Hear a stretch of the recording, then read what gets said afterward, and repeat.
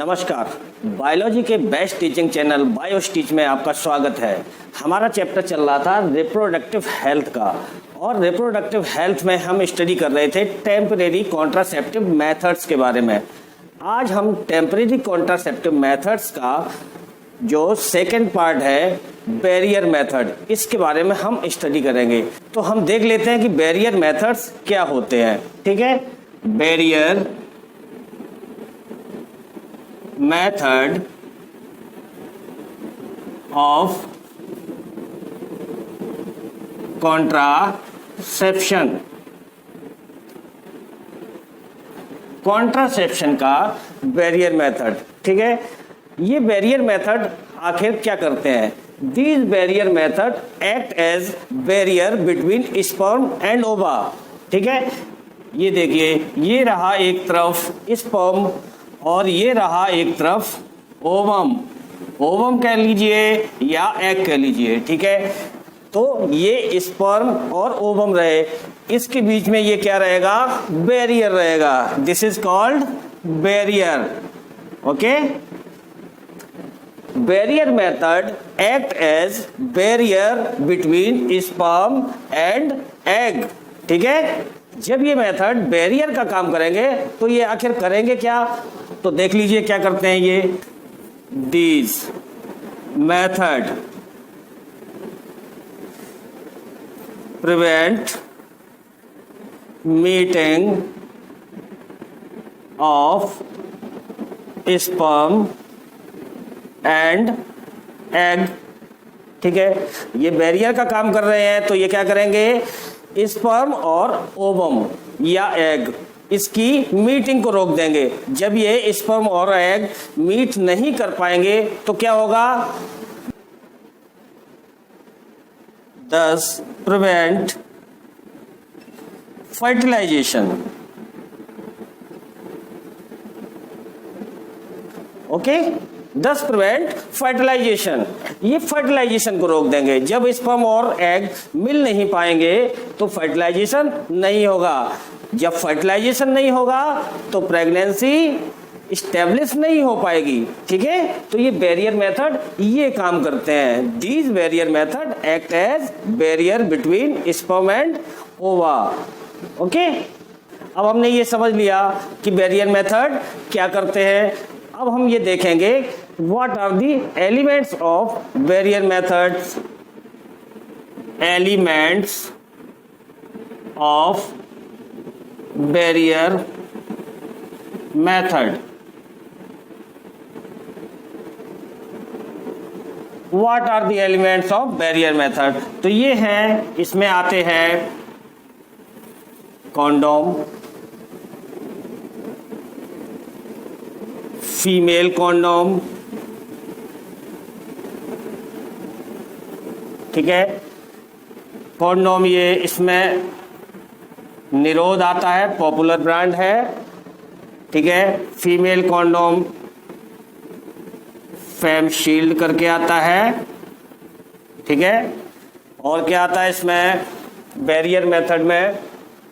ये आते हैं डायाफ्राम, और क्या आता है?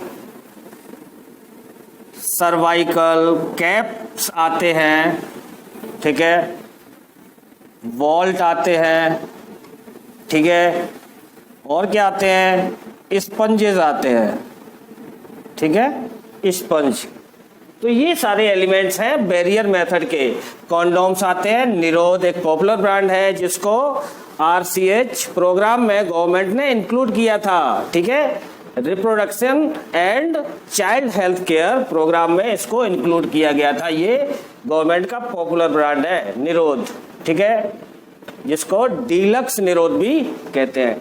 फीमेल कॉन्डोम आता है, फीमेल फेम शील्ड, और डायफ्राम आते हैं, सर्वाइकल कैप्स आते हैं, वॉल्स आते हैं, स्पंजेज आते हैं। ठीक है, अब ये सारे एलिमेंट्स किस तरह से वर्क करते हैं ये हम आगे देख लेते हैं। ठीक है, कॉन्डोम्स जो है मेल एंड फीमेल कॉन्डोम्स, इन दोनों को हम एक साथ देखेंगे। ठीक है, इसमें Nirodh is a popular brand that included in RCH programme by the government of India, government of India के popular programme RCH, reproduction and child health care programme में इसको निरोध को इंक्लूड किया गया था। ठीक है, ये शामिल था इस प्रोग्राम में, RCH प्रोग्राम में। अब जो कॉन्डोम्स होते हैं वो बने किस चीज से होते हैं, किस मटेरियल से बने होते हैं? कॉन्डोम्स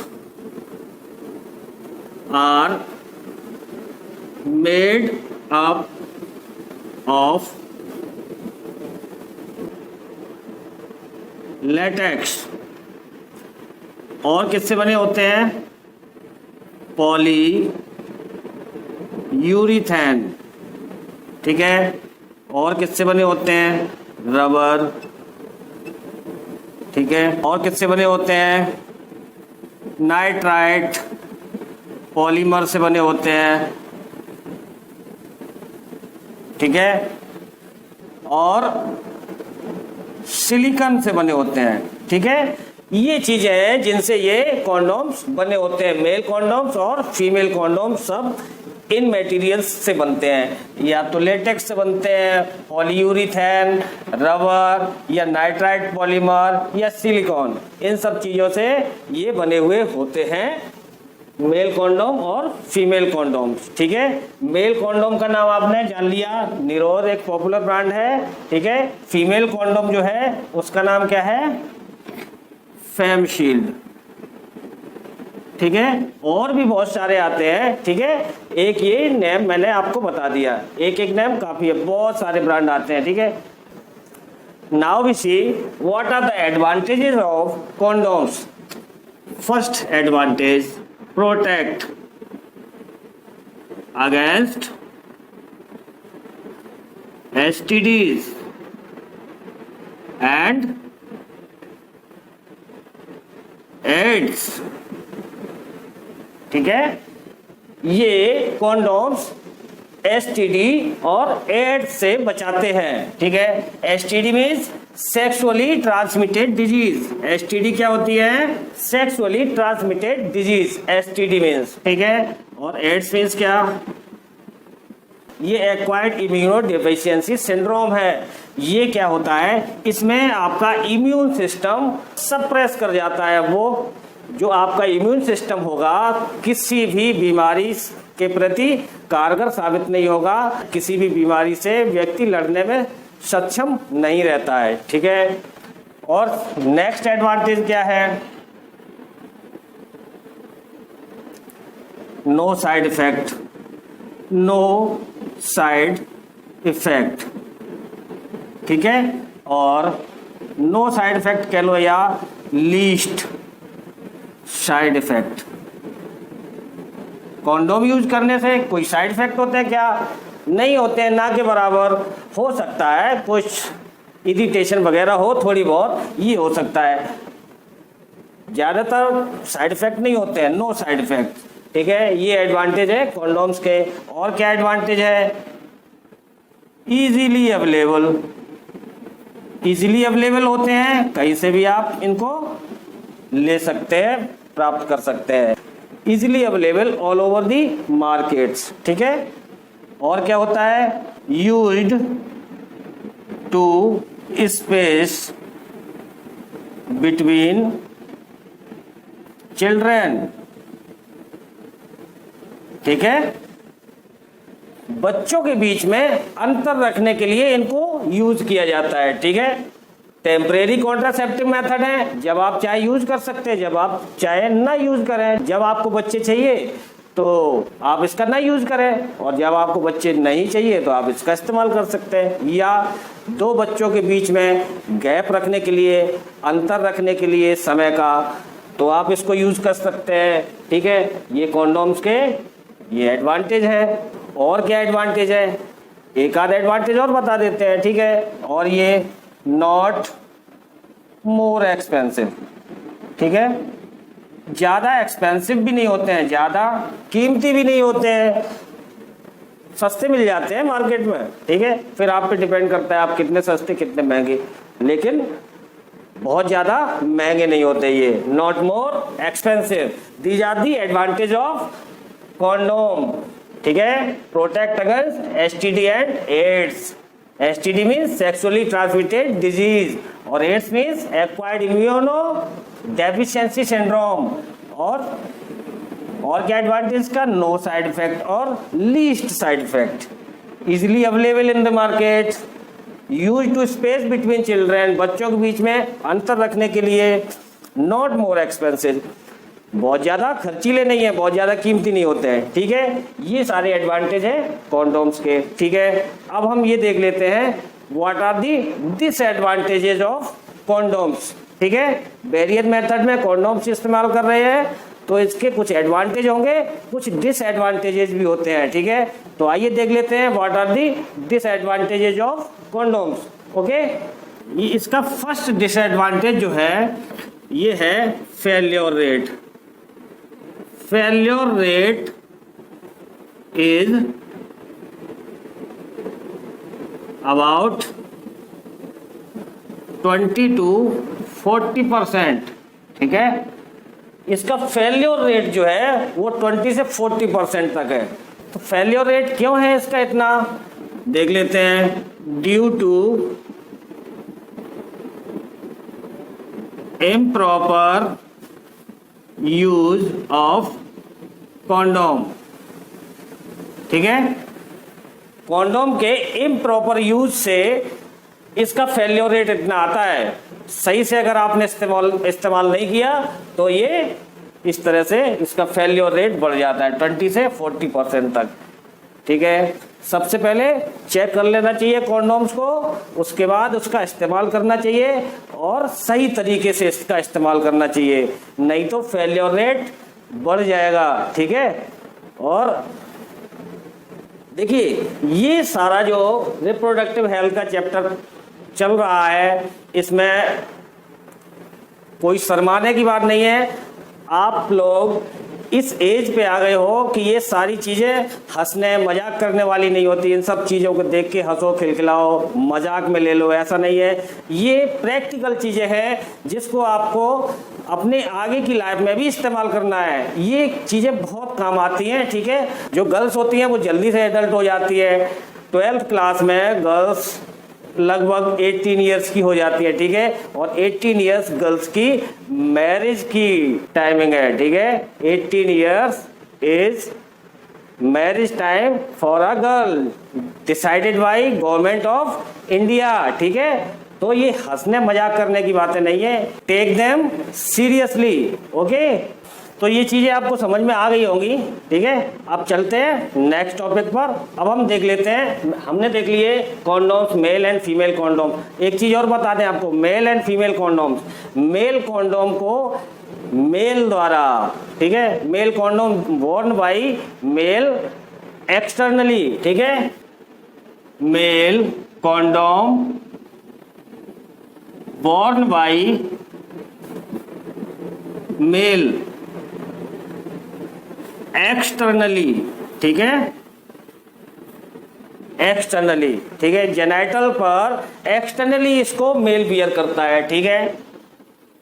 और क्या, फीमेल कॉन्डोम, जो फीमेल कॉन्डोम होता है वो female condoms are borne by female internally. Female इसको इंटरनली वियर करती है, ठीक है, अंदर वेजाइना के अंदर इसको इस्तेमाल करती है फीमेल, ठीक है। और मेल इसको एक्सटर्नली वियर करता है, ओके, समझ में आया।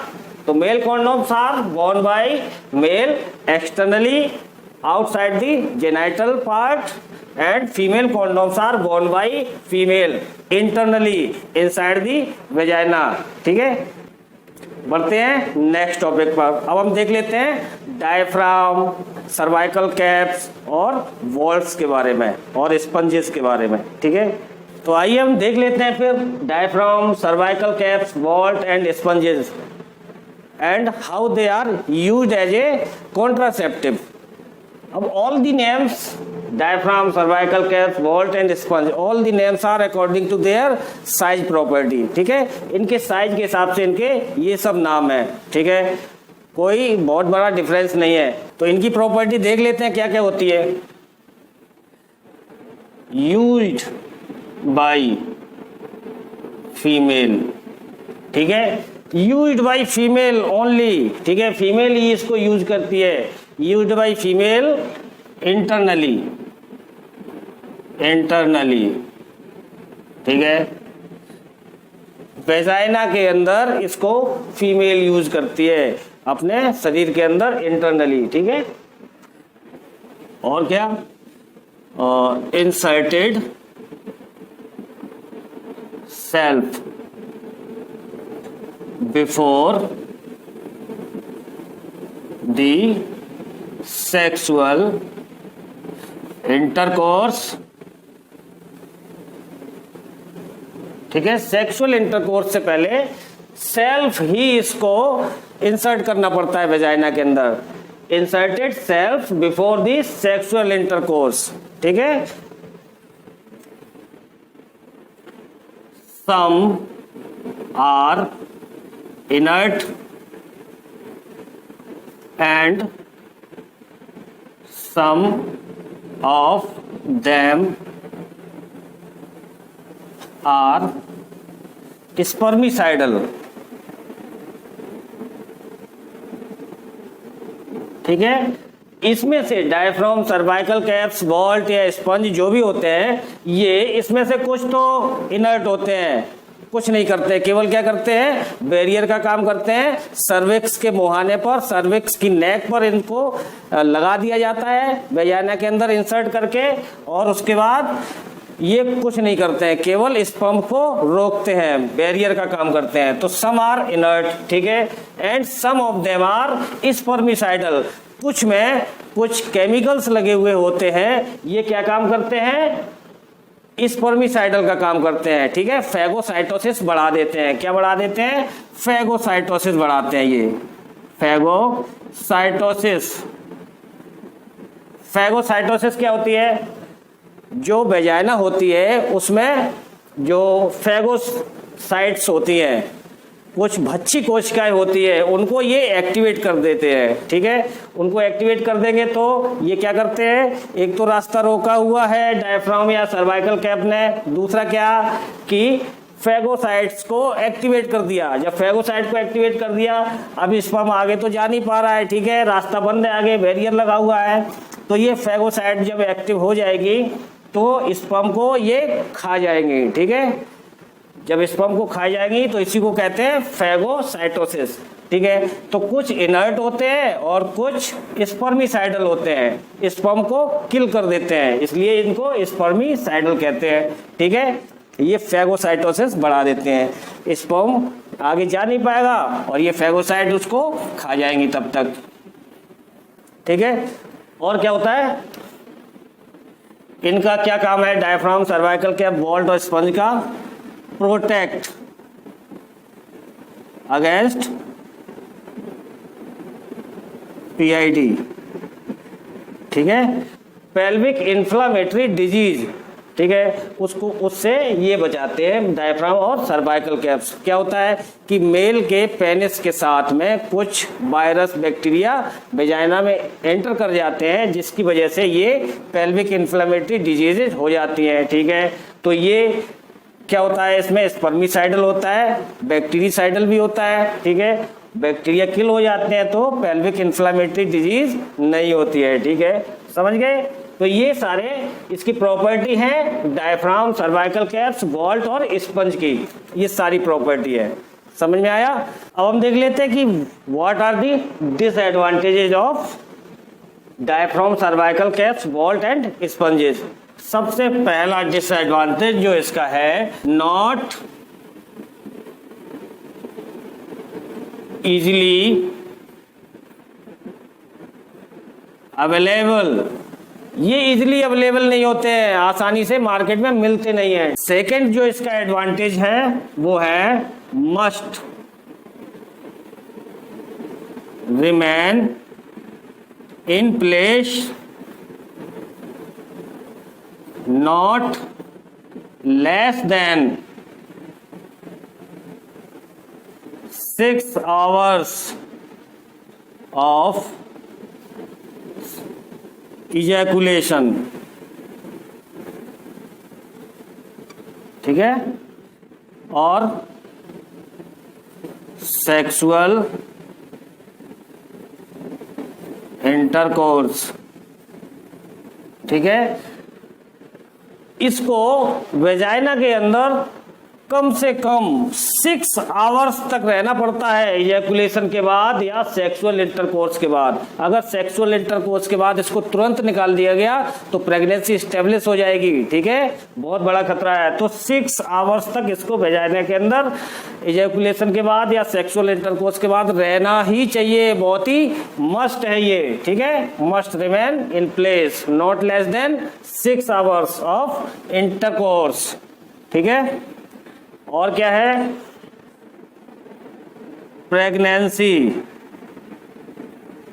Can establish if not used properly. अगर इसको प्रॉपरली यूज नहीं किया गया, ठीक है, वेजाइना के अंदर इंसर्ट करते हैं, सर्वाइकल नेक पर इसको लगा दिया जाता है, अगर इसको सही से यूज नहीं किया गया, ठीक है, तो प्रेगनेंसी स्टेब्लिश हो सकती है, ठीक है। और लिख देते हैं, और मिसप्लेस, अगर ये मिसप्लेस हो गया, इधर उधर हो गया, ठीक है, या सही से ये इस्तेमाल नहीं किया तो प्रेगनेंसी स्टेब्लिश हो सकती है, ठीक है। तो ये सब तो था diaphragm, cervical caps, vault, sponge, condoms, male condom या फीमेल कॉन्डोम के बारे में, ठीक है। अब हम देख लेते हैं कुछ केमिकल मेथड्स के बारे में। केमिकल मेथड भी इस्तेमाल किए जाते हैं एज अ कॉन्ट्रासेप्टिव, ठीक है। तो क्या क्या केमिकल मेथड में इस्तेमाल किया जाता है, आइए देख लेते हैं, ठीक है। तो केमिकल मेथड्स में यूज की जाती हैं फॉर्म्स, कुछ फॉर्म्स आते हैं जो केमिकल मेथड में इसको यूज किया जाता है, जैसे कि वेजाइना के अंदर फॉर्म्स लगा लिए जाते हैं, ठीक है। और क्या होता है, कुछ क्रीम्स आती हैं, क्रीम्स भी इस्तेमाल की जाती है ये कॉन्ट्रासेप्टिव। और क्या इस्तेमाल किया जाता है, कुछ जेलीज आती है, ठीक है, जेलीज, कुछ जेलीज आती हैं, और कुछ पेस्ट आते हैं, पेस्ट भी इस्तेमाल किए जाते हैं ये कॉन्ट्रासेप्टिव मेथड। और क्या, इंसर्ट्स,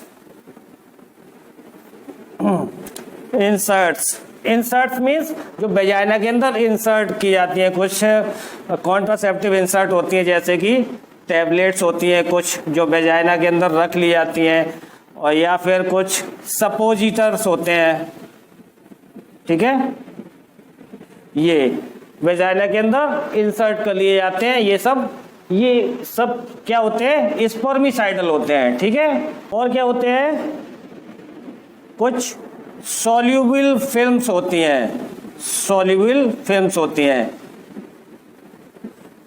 पतली पतली फिल्म्स होती हैं जिनको वेजाइना के अंदर रख लिया जाता है। ये सारे क्या करते हैं, ये सारे स्पर्मिसाइडल एजेंट हैं, सारे के सारे।